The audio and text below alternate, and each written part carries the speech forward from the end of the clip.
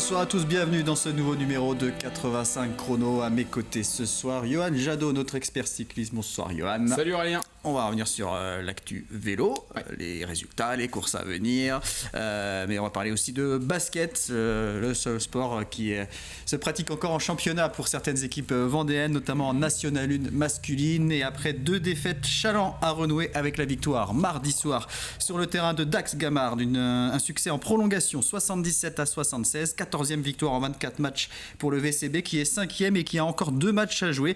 Le 1er mai à domicile face à Tours et le 4 mai à Rennes. Pour les Sables d'Olonne, la saison s'achèvera ce vendredi soir. Les Sablais, 11e au classement, se déplacent à Lorient. Je vous propose d'écouter le coach Guillaume Ponce au sujet de ce dernier match en terre bretonne. C'est des matchs sans enjeu dans le sens par rapport à un maintien ou une montée. Mais comme on a pris tous les matchs ces derniers temps, déjà prendre du plaisir, savourer. Ça sera le dernier match qu'on va jouer avec ce groupe, cette équipe, pour moi avec ce staff.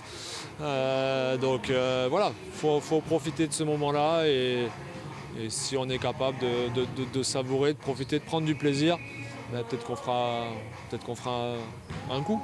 Voilà, c'est la dernière fois qu'on aura cette équipe ensemble. Certains vont partir, d'autres vont rester, ou je ne sais pas comment ça va se passer. Il y aura un nouvel entraîneur à venir aussi. Voilà, en tant qu'équipe, c'est une saison compliquée avec beaucoup d'arrêts, le Covid, donc saison particulière et faut qu'on reste ensemble jusqu'au bout.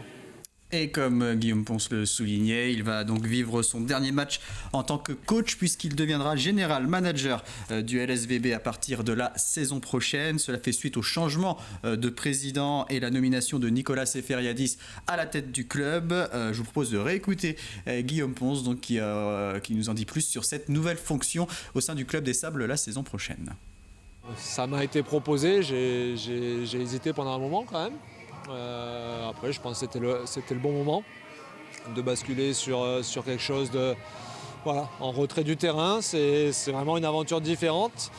Je pense que dans le cadre du projet qu'on a ici sur le club, avec le projet de nouvelle salle et les ambitions futures, c'était indispensable de se structurer.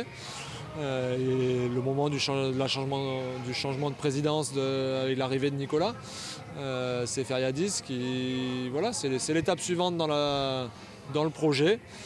Et voilà, quand ça m'a été proposé, j'ai réfléchi, j'ai décidé d'accepter. C'est vraiment un challenge, c'est autre chose. Maintenant, on va s'y préparer. Et sachez que Guillaume Ponce, mais aussi Nicolas Seferiadis, le nouveau président des Sables des baskets, seront les invités de 85 chrono lundi prochain. Toujours en basket, mais en basket féminin, on connaît désormais l'adversaire de la Roche-sur-Yon en quart de finale des playoffs et ce sera Basketland. Vous allez voir au classement, Charleville, à qui il reste un match à jouer face à Saint-Amand-Hainaut, peut au mieux revenir à hauteur du RVBC, même si les Lyonnaises ont battu à 2 reprises les Ardennaises. Elles sont donc assurées de terminer 6e. Elles affronteront donc le 3e du championnat. Et là, on sait aussi que ce sera, quoi qu'il arrive, Basketland. Donc match aller le mardi 4 mai à la Halle des Sports des Oudéry et match retour le samedi 8 mai à Mont-de-Marsan. Le RVBC qui jouera un match amical ce vendredi face à Bourges. Match qui aura lieu à 18h à la Halle des Sports des Oudéry. Et puis dernière info sur le RVBC, Valentin Garot sera le premier assistant coach de Manu Body la saison prochaine en lieu et place de Jackie Moreau. Valentin Garot qui était déjà 2e assistant cette saison. Allez, on passe au cyclisme. On va parler de triathlon tout d'abord, si vous me permettez Aurélien, avec la saison de triathlon qui elle aussi est perturbée forcément avec les conséquences qu'on connaît, les causes. Avec les Sables Vendée Triathlon, je voulais souligner l'excellente performance des Sables, c'était en Coupe d'Europe à Melilla, en Espagne, mais au Maroc, puisque c'est une enclave espagnole au Maroc, en Afrique du Nord, donc, avec 3 triathlètes dans le top 10. 10e place pour Gabor Faldoum, 6e pour Rotislav Petsov, et sur la 3e marche du podium, vous le voyez, un nouvel arrivant, l'Israélien Sachar Sagiv, juste derrière Dorian Coninx et Léo Bergère. Rendez-vous pour la suite, ce sera de la WTS à Yokohama, au Japon, mon cher Aurélien, facile. Ce sera donc le 15 mai prochain. Voilà. Alors, pour le triathlon. on l'a annoncé lundi, du nouveau pour le Tour de Vendée au mois d'octobre. Et ouais, c'est vrai que lors de ma dernière chronique, je voulais vous annoncer, on n'avait pas eu le temps d'en discuter, un week-end de folie. À la base, c'était le week-end du 3 octobre, le dimanche 3 octobre pour le Tour de Vendée. On devait avoir Route Adélie de Vitré, la Classique Loire-Atlantique et le lendemain, le dimanche, le Tour de Vendée. Malheureusement, le Tour de Vendée, une nouvelle fois décalé en raison forcément du Paris-Roubaix qui s'est mis à cette date-là, qui a été décalée. Et on peut écouter d'ailleurs Vincent Calandreux, président du comité d'organisation, qui nous parle de ce report. La principale concurrence, c'est le Tour de Lombardie en Italie. Et ensuite, il y a Paris-Tour, mais qui est le lendemain, le dimanche. On aurait préféré que Paris-Tour soit le samedi et nous le dimanche. On avait fait la demande auprès d'ASO. Ils ont interrogé la ville de Tours, mais ce n'était pas forcément possible de modifier avec les mêmes raisons qu'on le connaît pour une arrivée un samedi après-midi dans un centre-ville, donc c'était compliqué. On est confiant, actuellement on a quand même 34 équipes qui se sont positionnées pour participer au Tour de Vendée, en espérant que toutes les équipes maintiennent leur demande. Et on a un calendrier forcément qui est un petit peu chamboulé, mais avec une fin de saison encore assez mouvementée. Et donc avec toujours une Coupe de France qui sera, je pense, aussi palpitante que les années passées. Alors un Tour de Vendée le samedi 9 octobre, Ouais. mais une arrivée qui n'aura pas lieu en centre-ville, on le reprécise, ça sera déplacé au boulevard des Lots, là où il y a eu l'arrivée du Tour de France en 2018. Ça va être juste avant, oui, exactement. Pour ne pas gêner les commerçants du centre-ville de La Roche-sur-Yon. Exactement. Donc Aurélien, je voulais quand même souligner le petit carton rouge. Je sors le petit carton rouge, vous avez vu, je sors de ma poche. Carton rouge pour ASO. Christian Prudhomme quand même en demi-teinte s'est excusé quand même de cette maladresse puisqu'ils ont appelé 15 minutes avant l'annonce officielle du décalage de Paris-Roubaix. Par contre, je sors le gros carton rouge, mon cher Aurélien, pour l'UCI, l'Union Cycliste Internationale, qui a appelé le Tour de Vendée, le comité d'organisation, plus de 6 jours après, alors que c'est son job d'essayer de réguler en tout cas tous ces décalages de course. Donc, carton rouge, que ça se reproduise pas, parce que je quitte cette émission, mon cher Aurélien, ils vous appelleront peut-être un an après que je sois parti, mais voilà. C'est des menaces assez lourdes que vous faites. Ouais, attention, je mets ma carrière en jeu. Allez, on parle de Total Direct Energy. Effectivement, Total Direct Energy, et je voulais saluer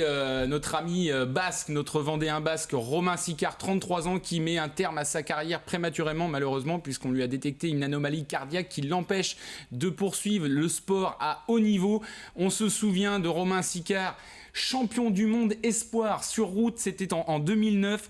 Il a fait partie de la génération Mondrizo, comme on dit, puisqu'il avait gagné ce titre grâce notamment à Thibaut Pinot à l'époque qui l'avait aidé, et c'était un pilier de l'équipe quand même, puisqu'il a fait 7 saisons, il était là depuis 2014, il a fait 7 Tours de France, 5 Vuelta avec une 13e place quand même au général, et un Giro.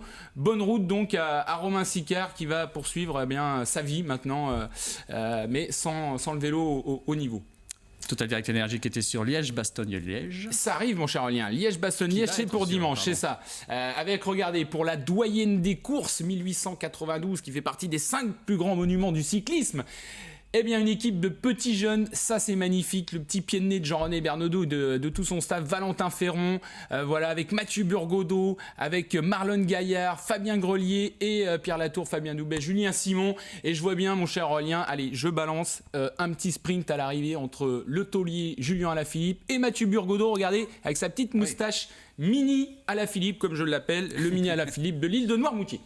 On va aller du côté des herbiers maintenant. Oui, petit clin d'œil quand même, je voulais faire un petit clin d'œil au VCH, le Vélo Club des Herbiers, avec Noah. Regardez, il est magnifique ce petit coureur qui va fêter donc ses 85 ans, pas lui mais bien sûr le club des Herbiers quand même, qui a vu 2 maillots de champion de France, que ce soit sur route avec Roland Berland, que ce soit également en VTT, qui fête ses 85 ans et qui va pouvoir le fêter encore une fois de la plus belle des manières. Ce sera le 5 juin prochain dans une nouvelle épreuve. Je vous ai mis Noah ici à l'écran puisqu'il fait partie de l'organisation avec notamment Émilien Janière. On aura l'occasion d'en reparler le mois prochain, Aurélien. Et donc ça va être une course un peu spéciale, un critérium à l'élimination. Ça va s'appeler Gare-toi si t'es éliminé, sur le site de la gare des Herbiers. Avec chaque tour, le dernier qui passe la ligne sera éliminé, comme en piste. Du cyclisme virtuel ou semi-virtuel du côté du RVC avec un challenge. Oui, avec le RVC, le challenge Zwift après la chasse au com du comité de Vendée Cycliste. Cette fois-ci, ça va être sur les réseaux, sur le réseau Zwift. Donc, ce sera demain à 20h, 80 km, ouvert pour les N1, N2 et N3. Donc on essaye de se relancer malgré les circonstances, mon cher. Le RVC, La Roche Vendée Cyclisme, bien sûr. Exact. Des nouvelles du club des Sables maintenant. Des Sables d'Olonne, je voulais souligner, on n'avait pas eu le temps d'en parler, de l'arrivée du Canadien champion du Canada junior qui en a claqué une petite sur le Tour du pays de l'Est-Neuven. Il s'appelle Raphaël Parisella des Sables d'Olonne. Regardez-moi, il est robuste comme un sprinter. Il me fait penser un petit peu à Clément Orso. Et donc, il était sur le Tour du pays de l'Est-Neuven, il a gagné une étape. Et d'ailleurs, Émilien Janière, lui, du côté du Vendée-U, s'est imposé au classement général. Il est en excellente forme, Émilien. D'autres nouvelles du Vendée-U? Une victoire encore de Théo Menant, c'était il y a quelques jours, c'était sur Saint-Sulpice-les-Feuilles. Voilà, un circuit plat comme une galette, RAS, arrivé au sprint. Et je signale également la belle deuxième place sur la ronde de Poert d'Antoine Devanne qui s'en est fallu de peu pour aller chercher la victoire finale, mon cher Julien. Eh bien c'est parfait, merci beaucoup Johan. On se retrouve rapidement j'espère pour d'autres nouvelles cyclisme. Et donc je vous redis rendez-vous à lundi 18h50 avec Guillaume Ponce et Nicolas Seferiadis, coach et président des Sables Vendée Basket. Très bonne soirée, très bonne fin de semaine à tous.